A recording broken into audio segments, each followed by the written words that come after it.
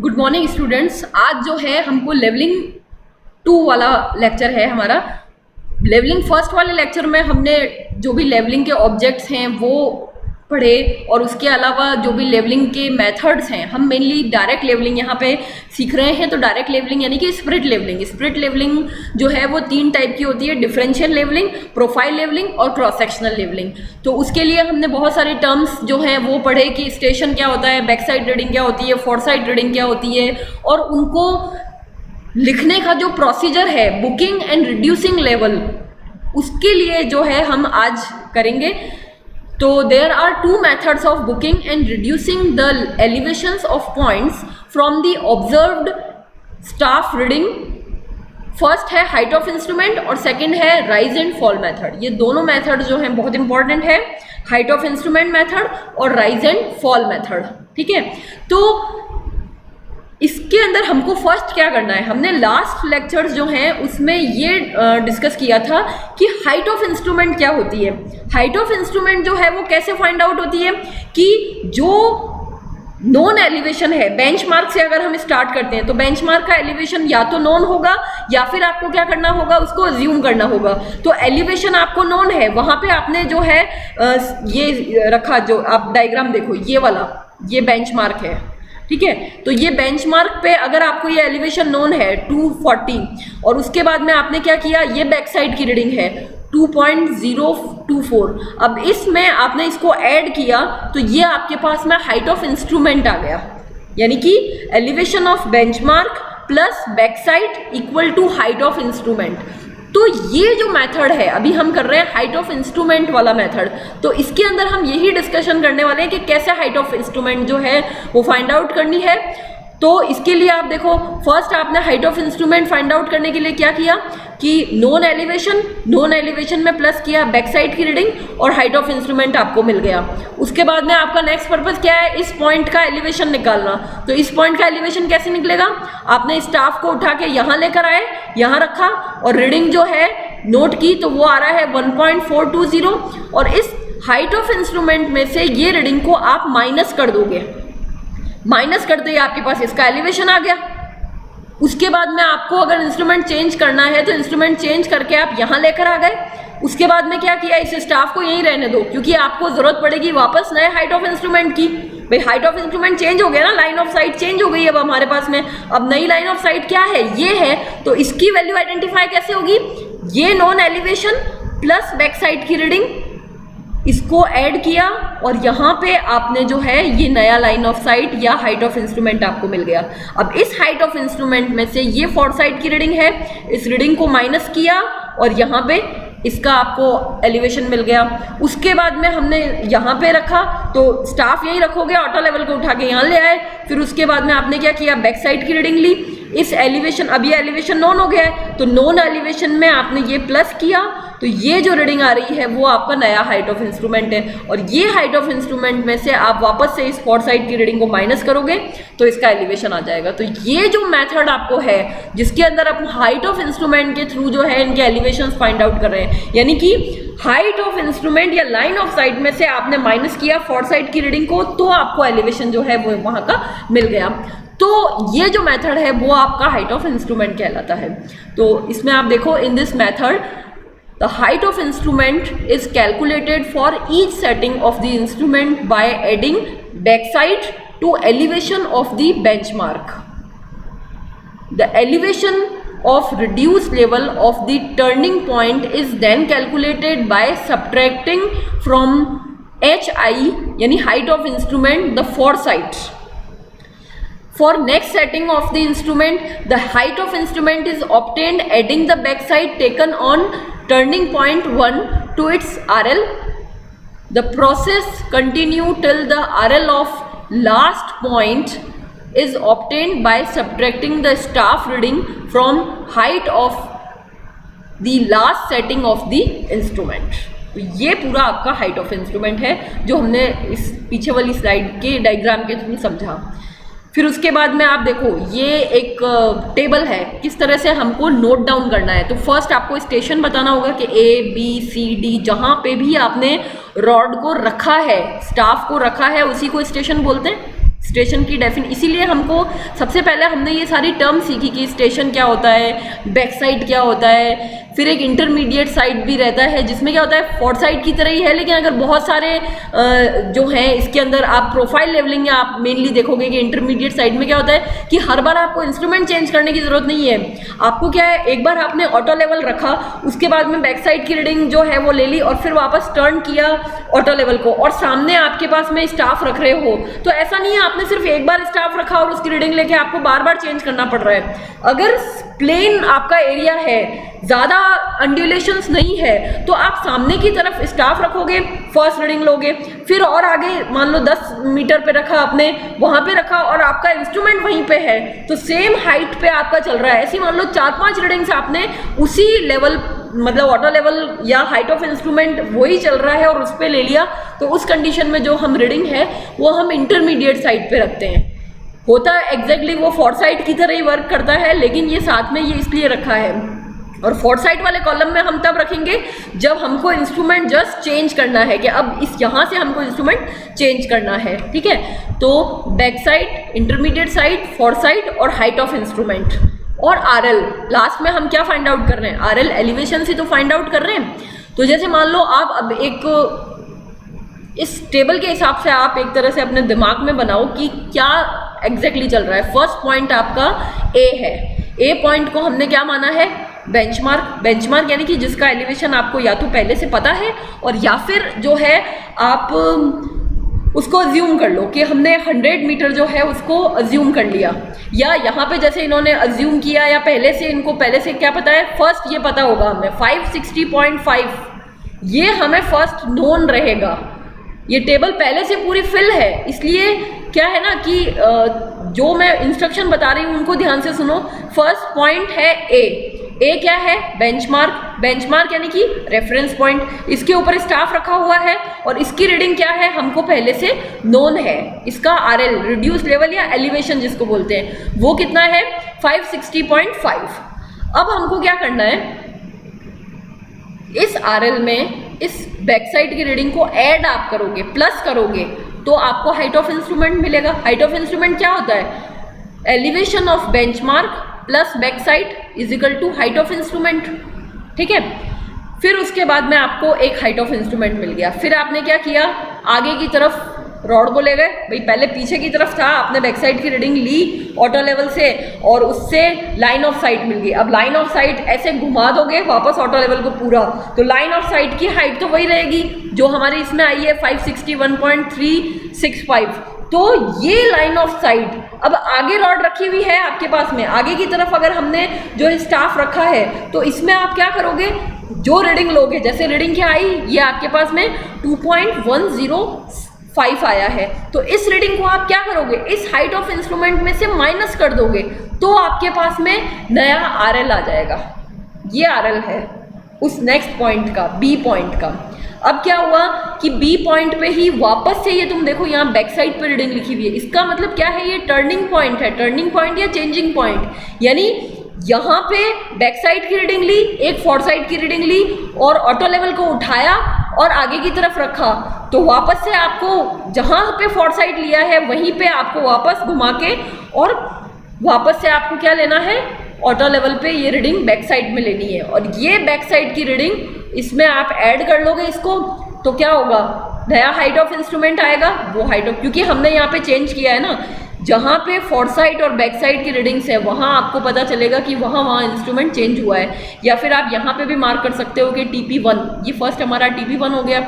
उसके बाद में आपने वापस से आगे का लिया, यहाँ पे 2 रीडिंग्स आ गई आपके पास में, एक रीडिंग आई 1.58 पे और दूसरी रीडिंग ये आई। उसके बाद में यहाँ पे हमने वापस चेंज किया, क्यों, क्योंकि यहाँ बैक साइड पे भी रीडिंग है, इसका मतलब ये सेकंड हमारा टर्निंग पॉइंट सेकंड है।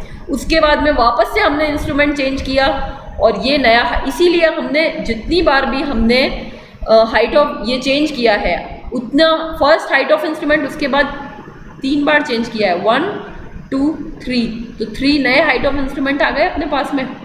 तो ये सारे टर्निंग पॉइंट है। तो लास्ट में इसका अर्थमेटिक चेक क्या होता है कि बैक साइड की रीडिंग को प्लस कर लो, यहाँ पे ये चेक, इन सबको ऐड कर लो, माइनस फोर्थ साइड की रीडिंग को, इन दोनों को जोड़ो और इनको माइनस कर लो, इक्वल टू क्या होगा, माइनस लास्ट आर एल मतलब last R L minus first R L, ये दोनों इक्वल आना चाहिए, तभी आपकी रीडिंग सही है। अगर आपने ये लिया है तो ये अर्थमेटिक चेक होता है इसमें। तो ये हाइट ऑफ इंस्ट्रूमेंट मेथड है इसके अंदर, जिसके अंदर ये डायग्राम में जो है आप हाइट ऑफ इंस्ट्रूमेंट में से आप क्या करते हो, फोर्थ साइड की रीडिंग को माइनस करते रहते हो और उन पर्टिकुलर जो भी उनके आर एल्स हैं वो निकालते रहते हो। जैसे ये डायग्राम आप देखो, इसमें आप क्या कर रहे हो, हाइट ऑफ इंस्ट्रूमेंट है ये मेनली। इसमें आपने यहाँ पे जैसे ये ए पॉइंट है यहाँ रखा, बैक साइड की रीडिंग, इसमें ये हाइट ऑफ इंस्ट्रूमेंट आ गया, हाइट ऑफ इंस्ट्रूमेंट में से ये रीडिंग माइनस की, फिर आपकी ये रीडिंग आ गई। ये दोनों एक ही रो में आएगी, ये दोनों रीडिंग ये फोर्थ साइड में लिखी हुई होगी और उसी रो में ये रीडिंग TP1 में ही 1.986 जो है वही लिखी हुई रहेगी। वैसे ही ये दोनों रीडिंग्स एक, तो जितनी बार भी आपका होगा जहाँ पे भी बैक साइड और फोर्थ साइड एक ही लाइन में आ रहा है ना, उसका मतलब ही ये है कि आपने स्टेशन चेंज किया है। ठीक है, तो ये 3D आपको अपने दिमाग में बनानी पड़ेगी कि किस तरह से है, और ये इसका टेबल प्रोसीजर है। टेबल देख के आपको समझ में आना चाहिए कि इंस्ट्रूमेंट 1 2 3 3 बार जो है चेंजिंग पॉइंट हुआ है, और अर्थमेटिक चेक जो है ये आपको लगाना पड़ेगा। इससे आपको पता चलेगा कि आपका मेथड जो है वो आपने सही किया है, उसमें एरर नहीं है उसके अंदर। ठीक है, तो वो क्या है, sigma backsight minus sigma foresight equal to last R L minus first R L.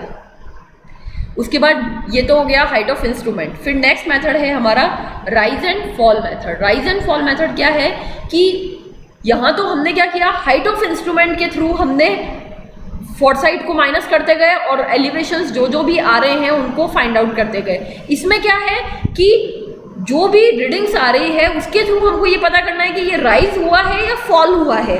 ठीक है, तो इनके रीडिंग के थ्रू हमको कंपैरिजन से, स्टाफ के कंपैरिजन से पता चलेगा कि ये कौन कौन सी रीडिंग्स जो है ऊपर हुई है और कौन सी रीडिंग जो है वो नीचे हुई है इसमें। तो इन rise and fall method the height of instrument is not at all calculated but the difference of level between consecutive points is found by comparing the staff reading on the 2 points for the same setting of the instrument. The difference between their staff readings indicates a rise or fall according as the staff reading at the point is smaller or greater than that at the preceding point. Table देखोगे तो आपको समझ में आएगा, वही table है, readings वही है। हाइट ऑफ इंस्ट्रूमेंट की बजाय अब हमने क्या कर लिया है, राइज एंड फॉल। यहाँ पहले क्या था, HI था, एक ही कॉलम था और हाइट ऑफ इंस्ट्रूमेंट था। अब क्या आ गया है, राइज एंड फॉल आ गया है और उसके थ्रू हमको RL निकालना है।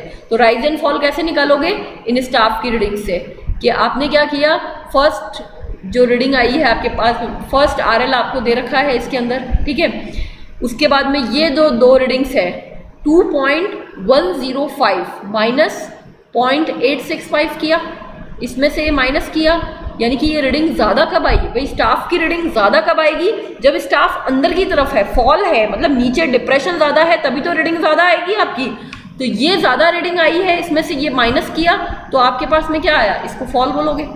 उसके बाद में ये आपका इस रीडिंग में से इसको माइनस करोगे तब भी ये फॉल ही हुआ है भाई, ये ज़्यादा ही आई ना रीडिंग इससे। फिर उसके बाद में इस रीडिंग में से आपने वापस से ही किया, तो ये सारे फॉल्स हैं, मतलब जैसे जैसे रीडिंग बढ़ रही है तो उसमें ये फॉल आते रहेंगे। सिर्फ 2 को कंपेयर करना है, 2 को आपस में माइनस करना है, ये नहीं कि आप स्टार्टिंग से कंपेयर कर रहे हो। मैंने इसमें से ये माइनस किया, उसके बाद में 1.58 में से 1.025 को माइनस किया और ये फॉल में आ गया। फिर ये में से आपने जो है ये फोर्थ साइड में से आपने बैक साइड को माइनस किया तो आपके पास में फॉल्स जो है ये आ रहा है। लास्ट में आपने क्या किया, ये रीडिंग क्या आ रही है, तुम देखो 1.760 और ये आ रही है 2.350, यानी कि ये क्या है, यहाँ पे ये रीडिंग यहाँ ज़्यादा आ रही है और यहाँ कम आ रही है। कम आने का मतलब है राइज हुआ है, लेवल अप हुआ है, तभी तो रीडिंग कम आ रही है।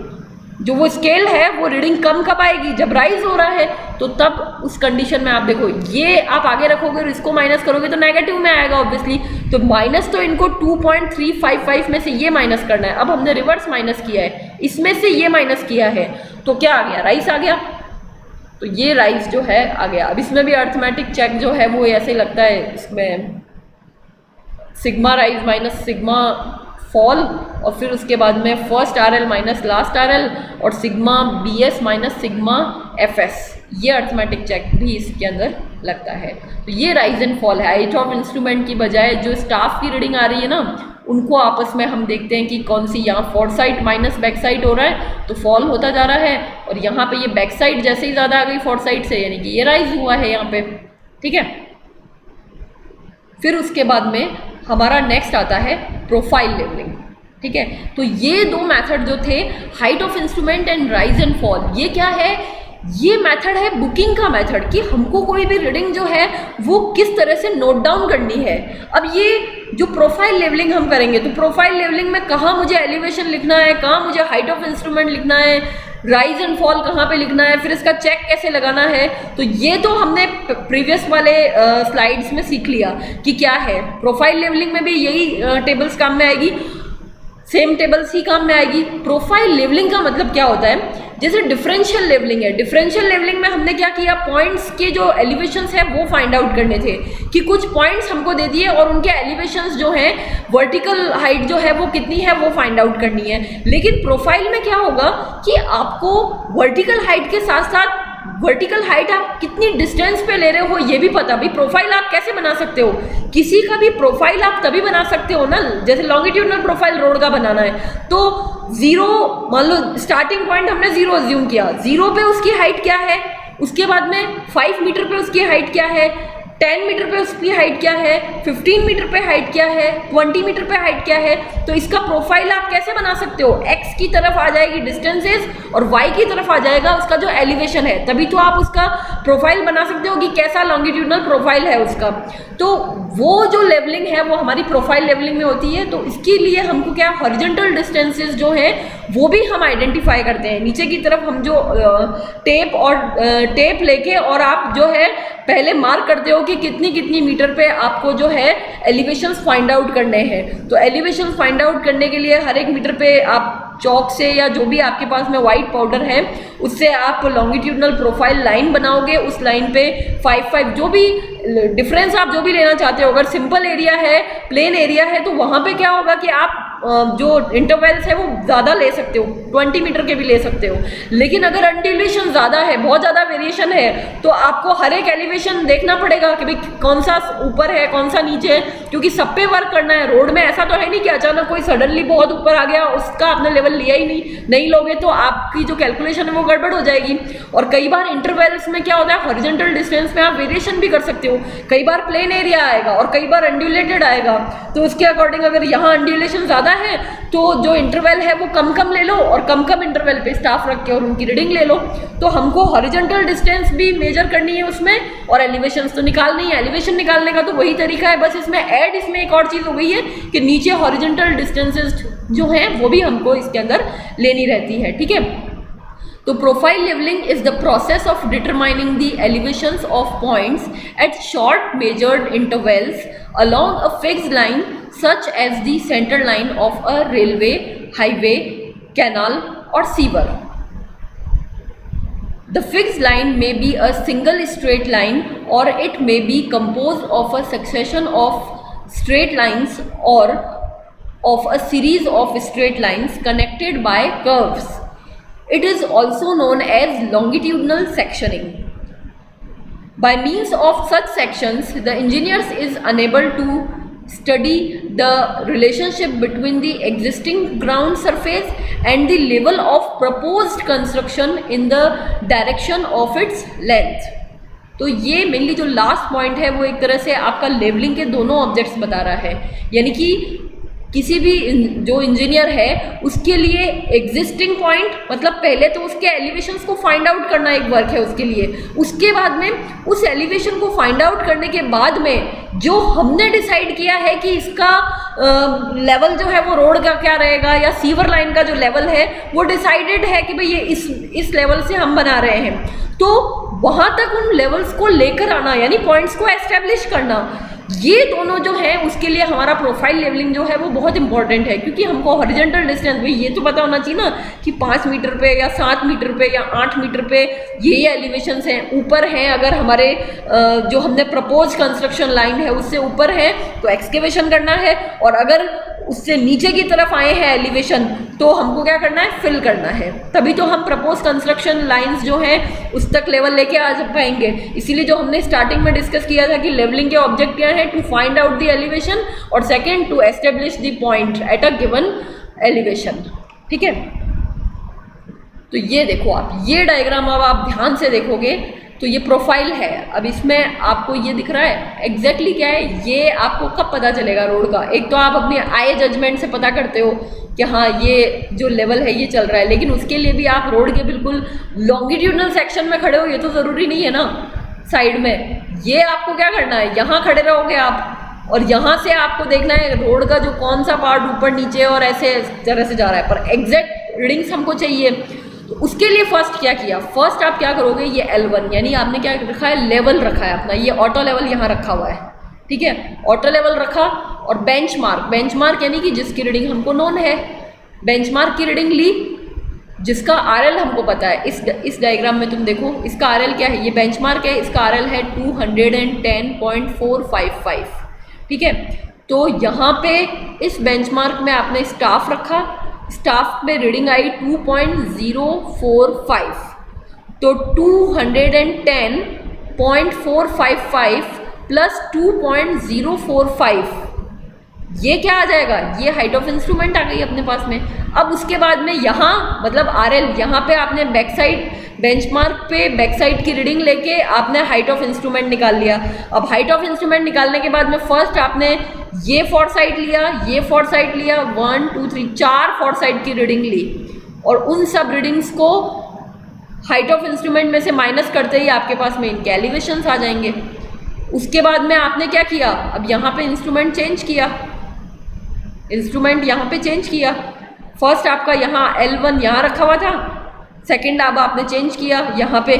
उसके बाद में आपने क्या किया, लास्ट इस पॉइंट का RL आपको पता होगा, तो यहाँ पे स्टाफ था, यहाँ बैक साइड में जो रीडिंग है वो ली आपने, बैक साइड में रीडिंग ला के यहाँ पे नया हाइट ऑफ इंस्ट्रूमेंट आएगा आपके पास में, और हाइट ऑफ इंस्ट्रूमेंट आते ही आपने 5 6 7 8 पे रीडिंग ली, और हाइट ऑफ इसके हाइट ऑफ इंस्ट्रूमेंट में से ये सारी रीडिंग्स फॉर साइड की रीडिंग्स ये इंटरमीडिएट साइड होगी, 1 2 3 इंटरमीडिएट साइड वाले कॉलम में लिखेंगे इसको, और इसको लिखेंगे हम किस में, 9 को लिखेंगे फॉर साइड वाले कॉलम में। तो इन सारी रीडिंग्स को माइनस करेंगे तो इनका एलिवेशन आ जाएगा। फिर हमने वापस से देखो हमारा लेवल चेंज किया, ऑटो लेवल की जो जगह है वो चेंज की, फिर वापस से हमने ये लिया। तो इस तरह से हमने क्या किया, सबके एलिवेशंस जो है हाइट ऑफ इंस्ट्रूमेंट से निकाल लो या फिर राइज एंड फॉल मेथड से निकाल लो, दोनों में से कोई भी मेथड आप यूज़ करोगे प्रोफाइल लेवलिंग के लिए, प्रोफाइल बनाने के लिए।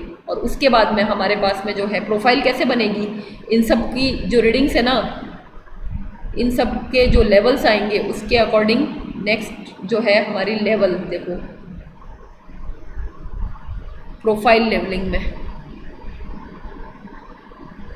देखो आप प्रोफाइल लेवलिंग में आपने क्या किया, फर्स्ट बेंचमार्क है, बेंचमार्क पे RL की वैल्यू क्या है 210.455, ये देखो फर्स्ट बेंचमार्क, इसकी बेंचमार्क की रीडिंग क्या है 210.455। फिर उसके बाद में बैक साइड की रीडिंग क्या आ गई 2.045। अब 210.455 में इसको आप ऐड करोगे तो इसका हाइट ऑफ इंस्ट्रूमेंट आएगा 210.455 प्लस बैक साइड की रीडिंग और इसका हाइट ऑफ इंस्ट्रूमेंट। अब इस हाइट ऑफ इंस्ट्रूमेंट के लिए हमने कौन कौन सी रीडिंग्स ली, फर्स्ट, सेकेंड, थर्ड, फोर्थ और फिफ्थ।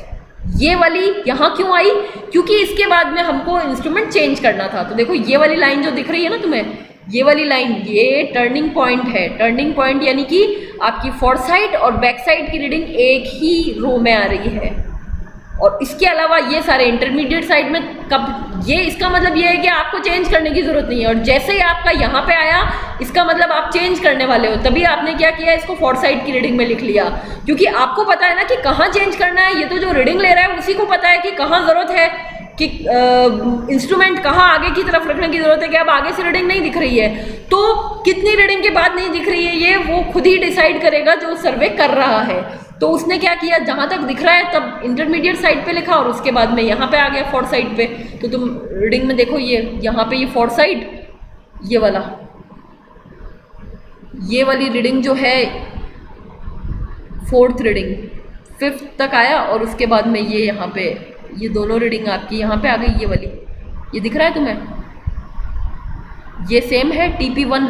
यहाँ पे पहले क्या आया 2.860 इज द फॉर साइड और 1.005 is the back side for this, ये। उसके बाद में नया हाइट ऑफ इंस्ट्रूमेंट मिल जाएगा। वो कैसे मिलेगा, वो हमको जो पुराना जो सबसे लास्ट वाला जो लेवल है उसमें आपको बैक साइड की रीडिंग को ऐड करना है, तो आपको नया हाइट ऑफ इंस्ट्रूमेंट मिल जाएगा। उसके बाद में आप क्या करोगे, आगे से जितने पॉइंट्स दिख रहे हैं वो ले लो, फिर ये प्रोसेस चलता रहेगा आपका इस तरह से। तो हाइट ऑफ इंस्ट्रूमेंट कहाँ कहाँ हुआ, जहाँ जहाँ हमको हमने चेंज किया उसको, जो हमारा ऑटो लेवल है उसको हमने जहाँ जहाँ पे भी चेंज किया, तो वहाँ पे हमने टर्निंग पॉइंट जो है वो बना दिए, और उसका इंडिकेशन सिर्फ टेबल हमारे सामने होती है एक्चुअली। तो टेबल जो है उसको देख के हमें पता होना चाहिए कि हाँ ये यहाँ बैक साइड है, फिर ये आगे के ये पॉइंट्स आए, उसके बाद में यहाँ पे इंस्ट्रूमेंट चेंज किया, नई हाइट ऑफ इंस्ट्रूमेंट आई, फिर यहाँ पे ये रीडिंग्स ली, फिर वापस से ये यहाँ चेंज करना था तो यहाँ पे फॉर साइड में लिखी ये रीडिंग, और यहाँ बैक साइड वाली आ गई नया हाइट ऑफ इंस्ट्रूमेंट, और उसके बाद में ये सारी रीडिंग्स आ गई। तो वही अर्थमेटिक चेक लगा के, और रीमार्क्स में भी आप जो है यहाँ पे लिख सकते हो कि ये बेंचमार्क है, ये टर्निंग पॉइंट है, यहाँ पे ये टर्निंग पॉइंट है, यहाँ पे रीमार्क्स भी काफ़ी ज़्यादा काम में आते हैं, ठीक है।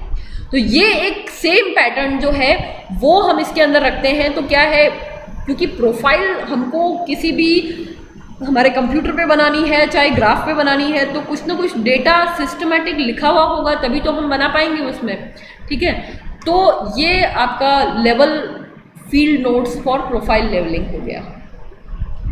तो ये अब जो आरएल्स आए, देखो ये सारे आरएल्स आ गए अपने पास में पॉइंट्स के, कौन से 1 2 3 4, और इन सारे पॉइंट्स के आरएल्स आ गए।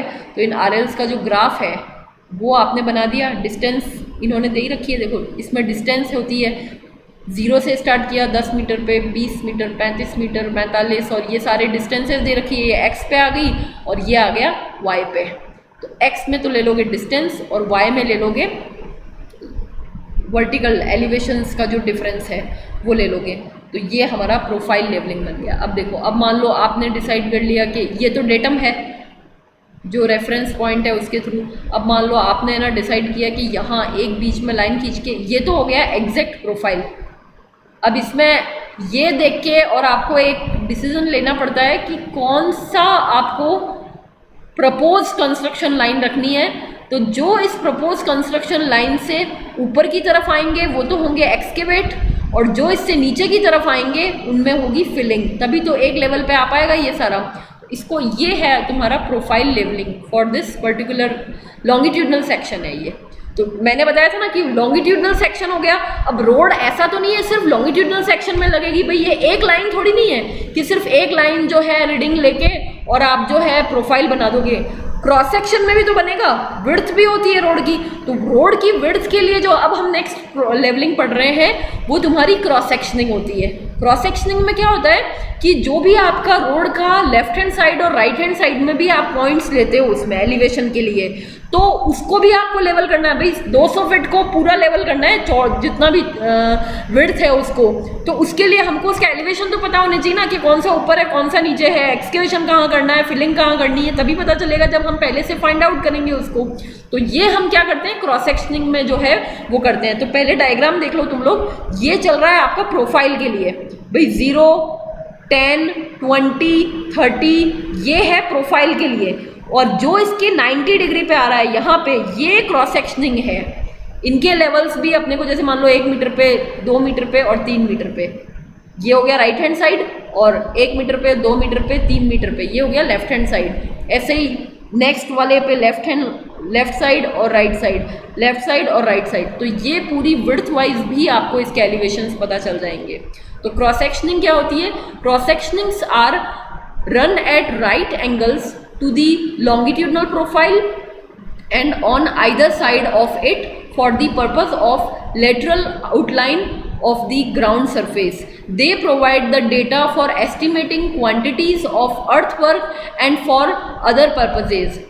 The longitudinal and cross sectioning cross sections may be worked together or separately. In the former case it means जब हम इसको साथ में कर रहे हैं, 2 additional columns are required in level field book to give the distance left and right of the center line.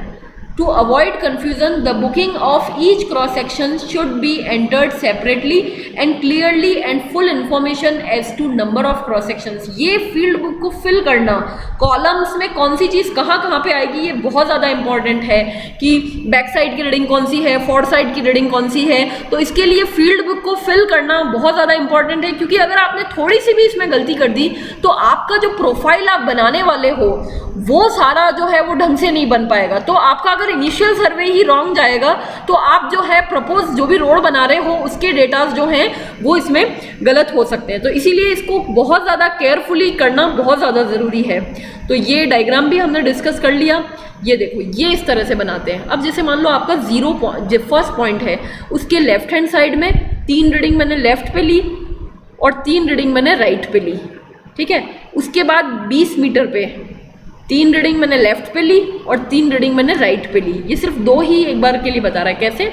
जैसे first 0 L1, ये मैंने अगर मैं इस साइड से खड़ी होती हूँ तो ये L1 L2 L3, फिर R1 R2 R3, फिर यहाँ पे ये तो हो गया 0 के लिए। फिर 20 मीटर पे यहाँ पे लॉन्गिट्यूडनल का दूसरा पॉइंट यहाँ पे है, तो यहाँ पे फर्स्ट सेकंड थर्ड और फर्स्ट सेकंड थर्ड और प्लस सेंटर भी साथ साथ चलेगा, क्योंकि सेंटर वाली रीडिंग्स लॉन्गिट्यूडनल प्रोफाइल को बनाएगी और जो left L1 L2 L3 R1 R2 R3 वो क्रॉस सेक्शंस को बताएगा। इसीलिए ये सारा एक साथ इस तरह से होना बहुत ज़्यादा इम्पॉर्टेंट है कि कहाँ पे आप क्या बना रहे हो। ये देखो, ये वाली जो रीडिंग है ये किसके लिए है, ये आ गया आपका मिड के लिए भाई, ये हो गया क्रॉस सेक्शनिंग, ये हो गया प्रोफाइल के लिए 0 वाली रीडिंग, 20 वाली रीडिंग, 30 वाली रीडिंग जो आएगी।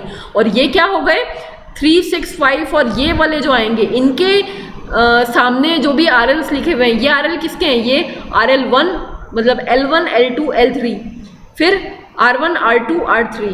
तो ये अलग ग्राफ बनेगा। कैसा ग्राफ बनेगा, इस तरह का कि आपने क्या किया, ये L1 L2 L3 R1 R2 R3 इनके जो भी लेवल्स आ रहे हैं, तो ये हो गया क्रॉस सेक्शन। मतलब जो रोड लंबी चल रही है तो उसका क्रॉस सेक्शन जो है उसमें पॉइंट्स कहाँ ऊपर नीचे है। देखो इसमें ऊपर नीचे हो रहे हैं ना पॉइंट्स, तो इनको भी तो हमें एक लेवल पे लाना पड़ेगा। रोड कोई ऐसे तो नहीं हो सकती ना, क्रॉस सेक्शन में भी ऐसे नहीं जा सकती ना, तो इसको भी एक लेवल पे लाने के लिए पहले हमें क्या करना पड़ेगा, टू आइडेंटिफाई या to find the elevation and then to establish the points. तो ये आपका मेन 2 लेवलिंग के जो है ऑब्जेक्टिव्स जो हैं वो क्लियर इसमें होते हैं, प्रोफाइल और क्रॉस सेक्शन लेवलिंग जो होता है उसके अंदर, ठीक है। तो प्रोफाइल और क्रॉस सेक्शनिंग में आपको रीडिंग्स ज़्यादा लेनी होती है, क्योंकि उसमें हॉरिजॉन्टल डिस्टेंस भी है, क्योंकि सिर्फ एलिवेशन फाइंड आउट नहीं करना है आपको उसका पूरा प्रोफाइल बनाना है। और उस प्रोफाइल में कहाँ ये सारा एक्सकेवेशन कितना है, फिलिंग कितना है, ये सारा एस्टिमेशन भी निकालना है। इसीलिए रोड के हॉरिजॉन्टल डिस्टेंसेस भी इसमें लेने पड़ते हैं। और डिफरेंशियल लेवलिंग में क्या होता है, अगर हमें सिर्फ एलिवेशंस निकालने हैं उसके लिए आपका डिफरेंस, उसके लिए अपने को हॉरिजॉन्टल नीचे से डिस्टेंसेस देने की ज़रूरत नहीं है, आप सीधा फ्लाई लेवलिंग से जो है उसके लेवल्स ले सकते हो। लेकिन जब हमको प्रोफाइल बनाना है, क्रॉस सेक्शन बनाना है, तो उस कंडीशन में हमको जो है ये सारी रीडिंग्स जो हैं वो इसके अंदर देनी पड़ती है। तो ये आपका profile levelling, cross sectional levelling और डिफरेंशियल लेवलिंग हो गया। फिर लास्ट है हमारा एरर्स इन लेवलिंग। तो आपकी 3 टाइप की एरर होती है, इंस्ट्रूमेंटल, नेचुरल और पर्सनल। ये सारी एरर्स लेवलिंग में नहीं होनी चाहिए। ये जितनी कम होगी उतना ज़्यादा हमारा डेटा एक्यूरेट रहेगा।